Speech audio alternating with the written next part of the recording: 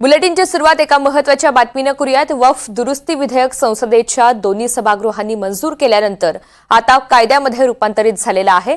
विधेयकाला राष्ट्रपतींची मान्यता मिळाली। लोकसभा आणि राज्यसभेमध्ये मंजूर झाल्यानंतर वक्फ दुरुस्ती विधेयक राष्ट्रपतींकडे मंजुरीसाठी पाठवण्यात आलं।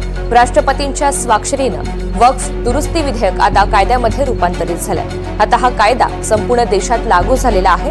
दरम्यान नवीन कायद्याला काँग्रेस, एमआयएम आणि आम आदमी पार्टीनं वेगवेगळ्या याचिकांसह सुप्रीम कोर्टामध्ये आव्हान दिलंय। संसदेच्या वरिष्ठ सभागृहामध्ये राज्यसभेत वक्फ दुरुस्ती विधेयकाच्या बाजूनं 128 तर विरोधात 95 मतं पडलेली होती।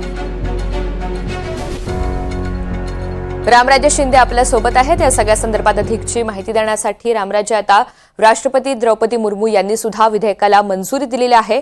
आता विधेयकाचं नवीन नाव काय आहे, एकंदरीत सविस्तर काय माहिती?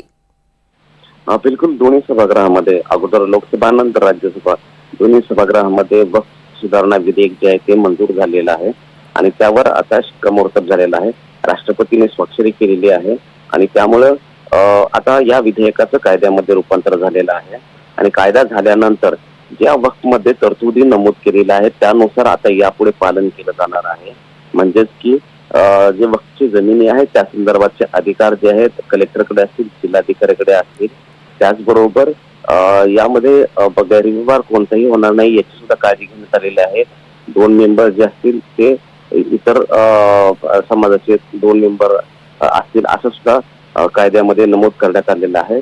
कारण आपल्याला माहिती आहे की लोकसभा आणि राज्यसभेमध्ये गदारोळ विरोधकांनी यासाठीच केला की मुस्लिमांच्या अधिकारावर बंधनं आणणारा हा कायदा आहे, परंतु या कायद्याच्या माध्यमातून गरिबांना आणि महिलांना अधिकार देण्यात येणार आहेत असं सरकारने सांगितलेलं आहे। कारण जे सदस्य असणार आहेत या वक्फ बोर्डचे त्यामध्ये महिला सुद्धा असणार आहेत आणि त्यामुळे एक प्रकारे महिलांसाठी सुद्धा वक्फच्या बोर्डावर अधिकार या कायद्याच्या माध्यमातून मिळणार आहेत। अगदी धन्यवाद सविस्तर माहितीसाठी।